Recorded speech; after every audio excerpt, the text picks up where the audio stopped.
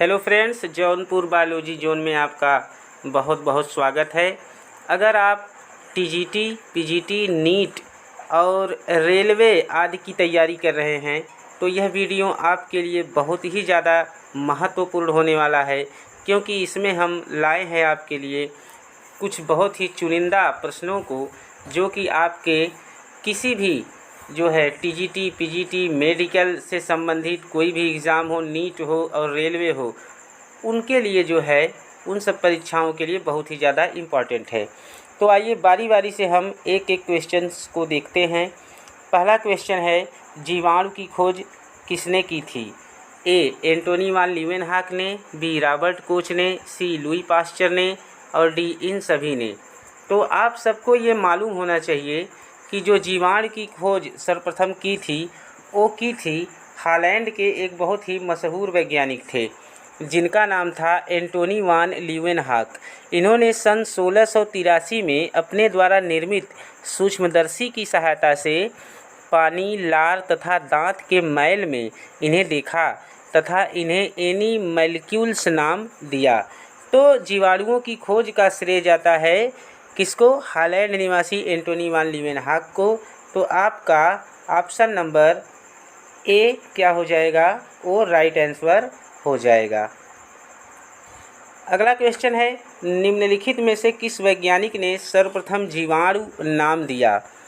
ए. Louis Pasteur ने, B. एरनबर्ग ने, सी. Robert Koch ने, डी. कैरोलस लिनियस ने। तो देखिए, जो जीवाणु नाम देने वाले वैज्ञानिक थे सर्वप्रथम वो थे एरनबर्ग। एरनबर्ग ने सन 1829 में सर्वप्रथम जीवाणु नाम दिया, जबकि एंटोनी वान लीवेनहॉक ने इसकी खोज की थी। लेकिन यहाँ आपके क्वेश्चन में पूछा है जीवाणु नाम किसने दिया, तो जीवाणु नाम दिया था सर्वप्रथम एरनबर्ग ने। तो ऑप्शन नंबर आपका बी इसमें क्या हो जाएगा?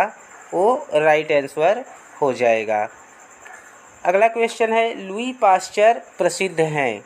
ए. श्वसन क्रिया पर खोज के लिए, बी. रोगों की उत्पत्ति रोगाणुओं द्वारा मत के कारण, सी. ईस्ट द्वारा किण्वन के लिए, डी. उपरोक्त में से कोई नहीं। तो देखिए, जो लुई पास्चर थे, लुई पास्चर ने रोगों की उत्पत्ति रोगाणुओं द्वारा सिद्धांत को क्या किया था? प्रस्तुत किया था। इन्होंने यह भी सिद्ध किया कि किण्वन की क्रिया सूक्ष्म जीवों द्वारा होती है। तो लुई पास्चर प्रसिद्ध हैं रोगों की उत्पत्ति रोगाणुओं द्वारा मत के कारण। तो आपका ऑप्शन नंबर बी इसमें क्या हो जाएगा? वो राइट आंसर हो जाएगा। अगला क्वेश्चन है, आधुनिक जीवाणु विज्ञान का जनक किसे कहा जाता है? ए. जोसेफ लिस्टर को, बी. रॉबर्ट कोच को, सी. एंटोनी वान लीवेनहॉक को और डी. एरनबर्ग को। तो देखिए, आधुनिक जीवाणु विज्ञान का जनक कहा जाता है रॉबर्ट कोच को। और आपको ये मालूम होना चाहिए रॉबर्ट कोच ने एंथ्रेक्स तथा क्षय रोग के जीवाणुओं की खोज की थी, इसीलिए इन्हें आधुनिक जीवाणु विज्ञान का जनक कहा जाता है। तो Robert Koch option number B आपका क्या हो जाएगा?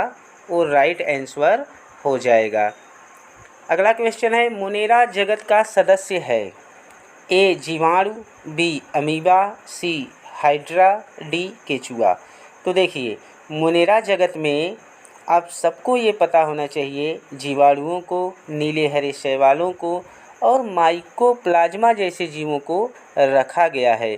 यानी जीवाणु मोनेरा जगत के एक कोष की सूक्ष्म जीव हैं, जिन्हें केवल सूक्ष्मदर्शी की सहायता से ही देखा जा सकता है। तो इसमें आपका ऑप्शन नंबर ए क्या हो जाएगा? वो राइट आंसर हो जाएगा। अगला क्वेश्चन है, जीवाणुओं में नहीं होता? ए. कोशिका भित्ति, बी. राइबोसोम, सी. माइटोकॉन्ड्रिया और डी. जीवद्रव्य कला। तो देखिए, जीवाणुओं में सुविकसित झिल्ली युक्त कोशिकांग जैसे माइटोकॉन्ड्रिया का क्या होता है? अभाव होता है। यानी जीवाणुओं में जो माइटोकॉन्ड्रिया होती है वो क्या होती है? एब्सेंट होती है, अनुपस्थित होती है। तो आपका right answer option number C क्या हो जाएगा? वो सही हो जाएगा। अगला क्वेश्चन है, जीवाणुओं में राइबोसोम पाए जाते हैं? ए. कोशिका भित्ति पर, बी. मीसोसोम पर, सी. जीवद्रव्य कला पर और डी. कोशिका द्रव्य में। तो देखिए जीवाणुओं में जो जीवाणु कोशिका होती है, जीवाणु कोशिका के कोशिका द्रव्य में 70 यस प्रकार के राइबोसोम्स स्वतंत्र रूप से पाए जाते हैं। जीवाणु कोशिका के कोशिका द्रव्य में 70 यस प्रकार के राइबोसोम्स पाए जाते हैं। तो ऑप्शन नंबर आपका इसमें डी क्या हो जाएगा, वो राइट आंसर हो जाएगा। ऑप्शन नंबर डी आपका राइट आंसर हो जाएगा। अगला क्वेश्चन है, दोनों सिरों पर उपस्थित एक एक कसाभ वाले जीवाणु कहलाते हैं? अकसाभी, उभयकसाभी, सी गुच्छकसाभी, डी परिकसाभी। तो देखिए जब जीवाणु के दोनों सिरों पर क्या हों, एक एक कसाभ उपस्थित हों, तो ऐसे जीवाणु उभयकसाभी कहलाते हैं। क्या कहलाते हैं? उभयकसाभी। तो इसमें आपका ऑप्शन नंबर बी क्या हो जाएगा, वो राइट आंसर हो जाएगा। अगला क्वेश्चन है, सबसे कम लंबाई का जीवाणु है? ए स्पाइरिलम वॉल्यूटेंस, बी डायलिस्टर न्यूमोसिंटिस, सी साल्मोनेला टाइफोसा और डी विब्रियो कालेरी। तो देखिए सबसे कम लंबाई का जो जीवाणु होता है वह डायलिस्टर न्यूमोसिंटिस होता है, तथा सबसे अधिक लंबाई का जो जीवाणु होता है वह स्पाइरिलम वॉल्यूटेंस होता है। लेकिन क्वेश्चन में आपके पूछा है सबसे कम लंबाई का जीवाणु, तो इसमें आपका ऑप्शन नंबर बी डायलिस्टर न्यूमोसिंटिस क्या हो जाएगा, वो राइट आंसर हो जाएगा। अगला क्वेश्चन है, सबसे बड़ा जीवाणु है? ए स्पाइरिलम वॉल्यूटेंस, बी डिप्लोकोकस न्यूमोनी, सी डायलिस्टर न्यूमोसिंटिस, डी बेजियाटोवा मिराबिलिस। तो देखिए जो सबसे बड़ा जीवाणु होता है वह बेजियाटोवा मिराबिलिस होता है। तो इसमें आपका ऑप्शन नंबर डी क्या हो जाएगा, वो राइट आंसर हो जाएगा।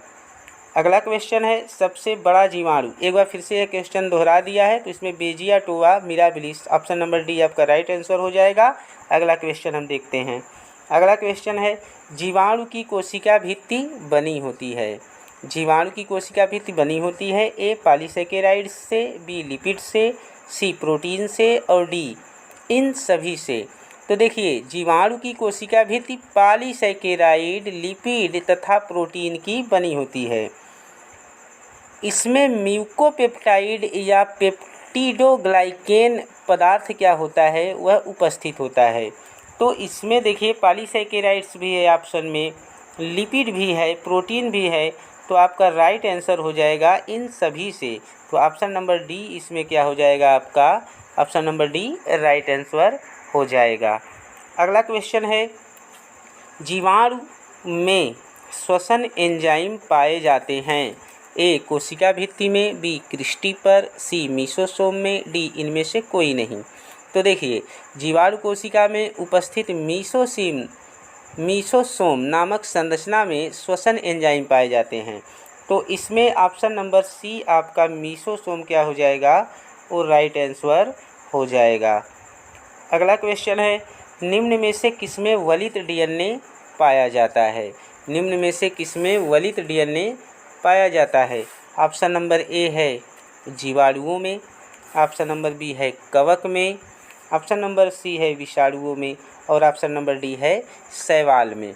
तो क्वेश्चन पूछा है निम्न में से किसमें वलित डीएनए पाया जाता है, तो आप हमेशा याद रखिएगा जीवाणुओं में वलित या वलयाकार तथा द्विसूत्री डीएनए पाया जाता है। किसमें? जीवाणुओं में। तो आपका ऑप्शन नंबर ए इसमें क्या हो जाएगा, वो राइट आंसर हो जाएगा जीवाणुओं में। अगला क्वेश्चन है, प्लाज्मिड हैं? ए विषाणु, बी जीवाणुओं के गुणसूत्र में अलग डीएनए, सी जीवाणु में आनुवंशिकी इकाई और डी उपर्युक्त में से कोई नहीं। तो देखिए कुछ जीवाणु ऐसे होते हैं जैसे एस्किराइकिया कोलाई, इसमें गुणसूत्रों से अलग कुछ आनुवंशिक पदार्थ जैसे डीएनए आदि होते हैं, जिन्हें क्या बोलते हैं हम, प्लाज्मिड बोलते हैं। तो जीवाणुओं के गुणसूत्र में अलग डीएनए, ये क्या हो जाएगा, आपका राइट आंसर हो जाएगा। ऑप्शन नंबर बी आपका राइट आंसर हो जाएगा। अगला क्वेश्चन है, एपिसोम निम्न में से किससे संबंधित है? ए गुणसूत्र से, बी आरएनए से, सी प्लाज्मिड से, डी गाल्जिकाय से। तो देखिए जो एपिसोम होता है तो कुछ जो प्लाज्मिड्स होते हैं, कुछ प्लाज्मिड्स मुख्य गुणसूत्र का क्या होते हैं, भाग भी बन सकते हैं, उन्हें एपिसोम कहते हैं। एपिसोम गुणसूत्र के साथ लगकर तथा उससे अलग होकर भी द्विगुणन कर सकते हैं। तो इसमें आपका जो राइट आंसर हो जाएगा वो हो जाएगा राइट आंसर प्लाज्मिड्स से। तो एपिसोम किससे संबंधित है, प्लाज्मिड से संबंधित है। तो ऑप्शन नंबर सी प्लाज्मिड इसमें क्या हो जाएगा, राइट आंसर हो जाएगा। अगला क्वेश्चन है, ग्राम धनात्मक जीवाणु कोशिका भित्ति की आधार काय में घेरों की संख्या कितनी होती है? ए 4, बी 8, सी 2, डी 1। तो देखिए, जो ग्राम धनात्मक जीवाणु होते हैं उनकी कोशिका भित्ति की आधार काय में घेरों की संख्या 2 होती है, जबकि ग्राम ऋणात्मक जीवाणु में कितनी होती है, 4 होती है। तो आपका ऑप्शन नंबर सी 2 इसमें क्या हो जाएगा, वो राइट आंसर हो जाएगा। अगला क्वेश्चन है, ग्राम ऋणात्मक किस गुण के कारण ग्राम धनात्मक से भिन्न है? ए मोटी कोशिका भित्ति के कारण, बी साधारण भित्ति के कारण, सी पतली कोशिका भित्ति के कारण और डी इन सभी के कारण। तो देखिए, ग्राम ऋणात्मक की कोशिका भित्ति पतली तथा ग्राम धनात्मक की कोशिका भित्ति क्या होती है, मोटी होती है। तो पतली कोशिका भित्ति के कारण ग्राम ऋणात्मक ग्राम धनात्मक से क्या होता है, भिन्न होता है। तो इसमें आपका जो राइट आंसर हो जाएगा वो हो जाएगा आंसर नंबर सी, पतली कोशिका भित्ति के कारण। अगला क्वेश्चन है, ग्राम ऋणात्मक में टिकोइक अम्ल, ग्राम ऋणात्मक में टिकोइक अम्ल ए अनुपस्थित होता है, बी उपस्थित होता है, सी कम मात्रा में होता है, डी इनमें से कोई नहीं। तो देखिए, ग्राम ऋणात्मक में टिकोइक अम्ल अनुपस्थित होता है, जबकि ग्राम धनात्मक की कोशिका भित्ति की बाहरी परत में टिकोइक अम्ल पाया जाता है। तो इसमें आपका ऑप्शन नंबर ए क्या हो जाएगा, ए और राइट आंसर हो जाएगा। ग्राम ऋणात्मक में टिकोइक अम्ल अनुपस्थित होता है। अगला क्वेश्चन है, नाइट्री कारक जीवाणु निम्न में से किसमें परिवर्तित करते हैं? ए वातावरणीय नाइट्रोजन को नाइट्रेट में, बी नाइट्रेट को नाइट्राइट में, सी अमोनिया को नाइट्रेट में, डी मृत पादपों तथा जंतुओं को अमोनिया में। तो आपको ये मालूम होना चाहिए, नाइट्री कारक जीवाणु जैसे नाइट्रोसोकोकस तथा नाइट्रोसोमोनास अमोनिया की नाइट्रोजन को ऑक्सीकृत करके नाइट्राइट में बदल देते हैं। कुछ अन्य नाइट्री कारक जीवाणु जैसे नाइट्रोबैक्टर नाइट्राइट का पुनः ऑक्सीकृत करके नाइट्रेट में बदल देते हैं। तो इसमें आपका ऑप्शन नंबर सी अमोनिया को नाइट्रेट में वो क्या हो जाएगा, राइट आंसर हो जाएगा, ऑप्शन नंबर सी। अगला क्वेश्चन है, जीवाणुओं में लैंगिक जनन की खोज किसने की थी? जीवाणुओं में लैंगिक जनन की खोज किसने की थी? ए ल्यूवेनहॉक ने, बी लेडरबर्ग एवं टेटम ने, सी वाटसन एवं क्रिक ने, डी इनमें से कोई नहीं। तो देखिए, लेडरबर्ग एवं टेटम ने जीवाणुओं में लैंगिक जनन की खोज की थी। इस खोज के लिए इन्हें नोबेल पुरस्कार भी दिया गया था। तो इसमें ऑप्शन नंबर आपका बी क्या हो जाएगा, राइट आंसर हो जाएगा। अगला क्वेश्चन है, फ्रेडरिक ग्रिफिथ ने खोज की थी। ए पुनर्योजन, बी रूपांतरण, सी पारक्रमण, डी संयुग्मन। तो देखिए, रूपांतरण विधि द्वारा जनन की खोज फ्रेडरिक ग्रिफिथ ने सन 1929 में न्यूमोकोकस नामक जीवाणु में की थी। तो इसमें आपका जो राइट आंसर हो जाएगा वो हो जाएगा ऑप्शन नंबर बी, रूपांतरण। अगला क्वेश्चन है, जीवाणुओं में पारगमन की खोज करने वाले वैज्ञानिक हैं। ए जिंडर एवं लेडरबर्ग, बी लेडरबर्ग एवं टेटम, सी ग्रिफिथ, डी जैकब एवं मोनार्ड। तो देखिए, जीवाणुओं में पारगमन की खोज करने वाले वैज्ञानिक जिंडर व लेडरबर्ग थे। इस विधि में एक जीवाणु कोशिका के डीएनए का कुछ भाग दूसरी कोशिका में जीवाणुभक्षी द्वारा पहुंचाया जाता है। तो इसमें आपका ऑप्शन नंबर बी क्या हो जाएगा, ऑप्शन नंबर इसमें आपका ए क्या हो जाएगा, वो राइट आंसर हो जाएगा। ऑप्शन नंबर ए जिंडर एवं लीडरबर्ग क्या हो जाएगा, वो सही हो जाएगा। अगला क्वेश्चन है, उस प्रक्रिया को जिसमें जीवाणुओं के लैंगिक जनन में विषाणु भी भाग लेते हैं कहा जाता है। ए रूपांतरण, बी पारगमन, सी संयुग्मन, डी उपरोक्त में से कोई नहीं। तो देखिए, जीवाणुओं में होने वाली लैंगिक जनन की वह प्रक्रिया जिसमें विषाणु भी भाग लेते हैं पारगमन कहलाती है। क्या कहलाती है, पारगमन कहलाती है। तो ऑप्शन नंबर इसमें बी आपका क्या हो जाएगा, पारगमन राइट आंसर हो जाएगा। अगला क्वेश्चन है, निम्नलिखित में से जीवाणुओं में प्रजनन किसके द्वारा होता है। ए विखंडन द्वारा, बी संयुग्मन द्वारा, सी पारगमन द्वारा, डी इन सभी के द्वारा। तो देखिए, जीवाणुओं में लैंगिक जनन 3 प्रकार का होता है, रूपांतरण द्वारा, संयुग्मन द्वारा, पारगमन द्वारा।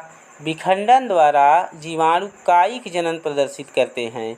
तो इनमें से आपका जो राइट आंसर हो जाएगा वो हो जाएगा इन सभी के द्वारा। क्या हो जाएगा, इन सभी के द्वारा। अगला क्वेश्चन है, निम्नलिखित में से कौन सा जीवाणु दलहनी पादपों की मूल ग्रंथियों में पाया जाता है।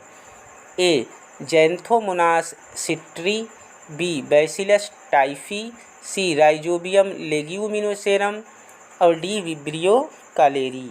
तो आपको यह पता होना चाहिए, राइजोबियम लेग्यूमिनोसेरम जीवाणु दलहनी पौधों की मूल ग्रंथियों में पाया जाता है। इनमें वायु की स्वतंत्र नाइट्रोजन को नाइट्रोजन यौगिकों में बदलने की क्षमता होती है। तो आपका option number C rhizobium leguminosarum right answer हो जाएगा। अगला क्वेश्चन है, वह जीवाणु जो वायुमंडल की नाइट्रोजन को स्थिर करने का कार्य करता है। ए एजेटोबैक्टर, बी स्ट्रेप्टोकोकस, सी स्टेफाइलोकोकस, डी इनमें से सभी।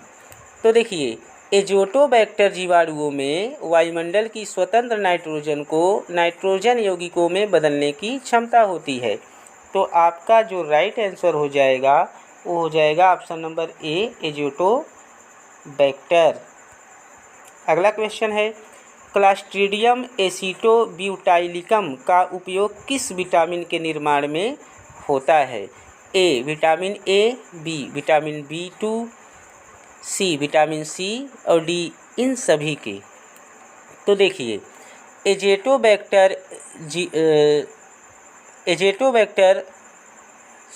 एक मिनट, एक बार फिर से इस क्वेश्चन को ज़रा देखिए। क्लास्ट्रीडियम एसिटोब्यूटाइलिकम का उपयोग किस विटामिन के निर्माण में होता है। तो देखिए, इसमें ऑप्शन नंबर ए दिया है vitamin A, option number B vitamin B2, option number C vitamin C और ऑप्शन डी इन सभी के। तो क्लास्ट्रीडियम एसिटोब्यूटाइलिकम नामक जो जीवाणु होता है उसका उपयोग विटामिन B2 के निर्माण में होता है। किसके निर्माण में, विटामिन B2 के निर्माण में होता है। तो इसमें जो आपका राइट आंसर हो जाएगा वो हो जाएगा option number B vitamin B2। अगला क्वेश्चन है, स्ट्रेप्टोमाइसिन किससे प्राप्त होती है। ए स्ट्रेप्टोमाइसीज वेनेजियुली, बी स्ट्रेप्टोमाइसिस ग्रीसियस, सी स्ट्रेप्टोमाइसिस स्कोलियस और डी इनमें से कोई नहीं। तो जो स्ट्रेप्टोमाइसिन नामक एंटीबायोटिक होता है यानी प्रतिजैविक होता है, उसका जो स्रोत है वह स्ट्रेप्टोमाइसिस ग्रीसियस नामक जीवाणु। तो इसमें आपका ऑप्शन नंबर जो बी हो जाएगा वो क्या हो जाएगा, आपका राइट आंसर हो जाएगा। अगला क्वेश्चन है, क्लोरोमाइसिटिन या क्लोरोफेनिकॉल प्रतिजैविक का निर्माण किसके द्वारा होता है। ए स्ट्रेप्टोमाइसिस ग्रीसियस से, बी स्ट्रेप्टोमाइसिस वेनेजियुली से, सी स्ट्रेप्टोमाइसिस रेमोसस से, डी स्ट्रेप्टोमाइसीज फ्रेडी से। तो देखिए क्लोरोमाइस्टीन या क्लोरमफेनिकाल नामक प्रतिजैविक का स्रोत जो जीवाणु होता है वह है स्ट्रेप्टोमाइसीज वेनेजियोली। तो इसमें आपका ऑप्शन नंबर बी क्या हो जाएगा, वो राइट आंसर हो जाएगा। अगला क्वेश्चन है, खाद्य विषाक्तता के लिए निम्न में से कौन उत्तरदायी है? ए जैंथोमोनास सिट्री, बी क्लास्ट्रीडियम बाटुलिनम, सी ट्रिपोनिमा पैलिडम और डी फ्रैंकिया। तो खाद्य विषाक्तता हेतु जो उत्तरदायी जीवाणु होता है वह होता है आपका क्लास्ट्रीडियम बाटुलिनम। ये भोजन का अपघटन कर उसे क्या करते हैं, विषैला बना देते हैं। तो ऑप्शन नंबर बी क्लास्ट्रीडियम बाटुलिनम क्या हो जाएगा, आपका राइट आंसर हो जाएगा। अगला क्वेश्चन है, भूमि की उर्वरता को घटाने वाला जीवाणु है? ए एजेटोबैक्टर, बी नाइट्रोसोमोनास, सी बैसिलस डी नाइट्रिफिकेंस और डी नाइट्रोबैक्टर। तो देखिए कुछ जीवाणु जैसे बैसिलस डी नाइट्रिफिकेंस भूमि में उपस्थित नाइट्रेट को स्वतंत्र नाइट्रोजन या अमोनिया में परिवर्तित कर देते हैं, जिससे भूमि की उर्वरा शक्ति कम हो जाती है। तो इसमें आपका option number C bacillus denitrificans क्या हो जाएगा, वो राइट आंसर हो जाएगा। अगला क्वेश्चन है, डिप्थीरिया रोग निम्न में से किसके द्वारा होता है? ए क्लास्ट्रीडियम टिटेनी, बी क्लास्ट्रीडियम डिप्थीरी, सी कार्निबैक्टीरियम डिप्थीरी, डी बैसिलस एंथ्रेसिम। तो देखिए डिप्थीरिया रोग मुख्य रूप से कार्निबैक्टीरियम डिप्थीरी नामक जीवाणु द्वारा होता है। किसके द्वारा? कार्निबैक्टीरियम डिप्थीरी द्वारा। तो इसमें जो आपका राइट आंसर हो जाएगा वो हो जाएगा ऑप्शन नंबर सी कार्निबैक्टीरियम डिप्थीरी। अगला क्वेश्चन है, निमोनिया रोग होने का क्या कारण है? निमोनिया रोग होने का क्या कारण है? ए विषाणु, बी कवक, सी शैवाल और डी जीवाणु। तो देखिए निमोनिया का जो मुख्य कारण होता है वह होता है एक जीवाणु जिसे हम स्ट्रेप्टोकोकस न्यूमोनी बोलते हैं। क्या बोलते हैं? Streptococcus pneumoniae. तो इसमें जीवाणु ऑप्शन नंबर डी आपका क्या हो जाएगा, वो राइट आंसर हो जाएगा। अगला क्वेश्चन है, मनुष्य में टाइफाइड बुखार होता है? ए ट्रिपोनिमा पैलिडम द्वारा, बी कोक्सीलिया बर्नेटी द्वारा, सी क्लोरेला द्वारा और डी इनमें से कोई नहीं। तो देखिए मनुष्य में जो टाइफाइड बुखार होता है वो साल्मोनेला टाइफी नामक जीवाणु के कारण होता है। किसके कारण? साल्मोनेला टाइफी नामक जीवाणु के कारण। और इसमें जो है साल्मोनेला टाइफी ऑप्शन में नहीं है, तो इसका जो राइट आंसर हो जाएगा वो हो जाएगा आपका ऑप्शन नंबर डी इनमें से कोई नहीं। अगला क्वेश्चन है, पौधों में क्राउन गाल नामक बीमारी किस जीवाणु से होती है? ए एप्लेनोबैक्टर स्पेडिनियम, स्यूडोमोनास फेसियोली, सी एग्रोबैक्टीरियम ट्यूमीफेसियंस और डी एग्रोबैक्टीरियम राइजोजिन्स द्वारा। तो देखिए पौधों में जो क्राउन गाल नामक बीमारी होती है वह एग्रोबैक्टीरियम ट्यूमीफेसियंस नामक जीवाणु से होती है। तो इसमें आपका जो राइट आंसर हो जाएगा वो हो जाएगा आपका ऑप्शन नंबर सी एग्रोबैक्टीरियम ट्यूमीफेसियंस। अगला क्वेश्चन है, पेनिसिलिन से नष्ट होने वाले जीवाणु हैं? ए ग्राम ऋणात्मक, बी ग्राम धनात्मक, सी दोनों ए एवं बी, डी इनमें से कोई नहीं। तो देखिए जो ग्राम धनात्मक जीवाणु होते हैं वो पेनिसिलियम नामक एंटीबायोटिक के प्रति जो है कम प्रतिरोधी होते हैं। तो इसमें आपका ऑप्शन नंबर बी ग्राम धनात्मक क्या हो जाएगा, वो राइट आंसर हो जाएगा। अगला क्वेश्चन है, लवणीय क्षेत्र में पाए जाने वाले सजीव प्राणी हैं? ए मिथेनोजन्स, बी ग्राम धनात्मक, सी हेलोफिल्स, डी थर्मोएसिडोफिल्स। तो देखिए हेलोफिल्स ऐसे जीवाणु होते हैं जो लवणीय क्षेत्रों में पाए जाते हैं। यहाँ क्षार की मात्रा अधिक होती है, हेलोफिल्स ग्रीक शब्द से बना है जिसका अर्थ है साल्ट लविंग यानी लवण प्रेमी। तो आपका ऑप्शन नंबर बी ग्राम धनात्मक क्या हो जाएगा, वो राइट आंसर हो जाएगा। अगला क्वेश्चन है मीथेनोजन के उदाहरण हैं। ए मीथेनोस्पाइरिलम, बी मीथेनोकोकस, सी मीथेनोबैक्टीरियम, डी ये सभी। तो देखिए मीथेनोजन के जो उदाहरण हैं वो ये तीनों हैं, मीथेनोस्पाइरिलम, मीथेनोकोकस, मीथेनोबैक्टीरियम। अतः आपका ऑप्शन नंबर डी इसमें क्या हो जाएगा, ये राइट आंसर हो जाएगा ये सभी। देखिए यह जो मीथेनोजन बैक्टीरिया होते हैं ये दलदली स्थानों तथा रूमिनेंट जानवरों की आंत आदि में पाए जाते हैं और उनके अंदर ये सेलुलोस का पाचन कर मेथेन गैस का प्रोडक्शन करते हैं। तो इसमें आपका ऑप्शन नंबर डी ये सभी क्या हो जाएगा, ये राइट आंसर आपका हो जाएगा। अगला क्वेश्चन देखिए हेटेरोसिस्ट पाया जाता है। ए साइनोबैक्टीरिया में, बी कवक में, सी जीवाणु में और डी विषाणुओं में। तो देखिए आप सबको पता होना चाहिए जो हेटेरोसिस्ट होता है वह एक ब्लू ग्रीन एल्गी जिसे हम साइनोबैक्टीरिया भी कहते हैं उसमें पाया जाता है, जो नाइट्रोजन स्थिरीकरण में क्या करता है, हमारी हेल्प करता है, सहायता करता है। तो इसमें ऑप्शन नंबर ए साइनोबैक्टीरिया क्या हो जाएगा, साइनोबैक्टीरिया में ये राइट आंसर हो जाएगा। अगला क्वेश्चन है निम्न में से कौन सा शैवाल नाइट्रोजन स्थिरीकरण में भाग लेता है। ए एनाबिना एवं साइटोनीमा, बी यूलोथ्रिक्स, सी एक्टोकार्पस, डी इनमें से कोई नहीं। तो देखिए कुछ नीले हरे शैवाल जैसे साइटोनीमा, एनाबिना तथा नास्टाक वातावरण की नाइट्रोजन को हेटेरोसिस्ट नामक संरचनाओं द्वारा स्थिरीकरण करते हैं। तो इसमें ऑप्शन में एनाबिना एवं साइटोनीमा दिया है तो आपका राइट आंसर ए क्या हो जाएगा, वो सही हो जाएगा।